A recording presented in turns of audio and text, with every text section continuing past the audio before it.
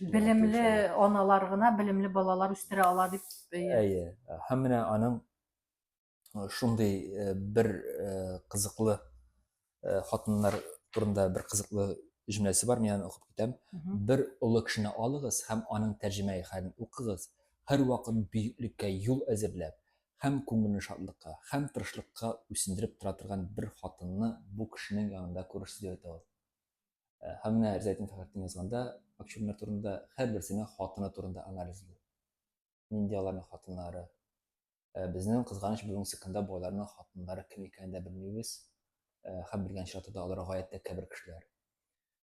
Шулай хатыннарның сыйфатлары турында да әйтик анда, мәсәлән, төгәл генә әйтә алмыйм, кайсы бер акчурның хатыны үзенең туган авылына кайткан саен мәдрәсәгә бара торган булган икән. Ул мәдрәсәгә барып, ул хатын һәрбер шәкертнең башыннан сыйпап, аңа акча бирә торган булган әйеме?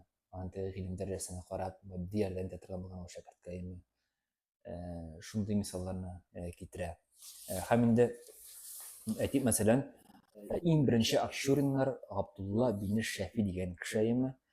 Аны хатыны турында язганда да менә шундый кызыклы юллар бар.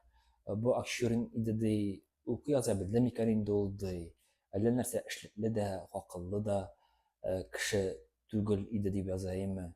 Әмма аны хатыны ди,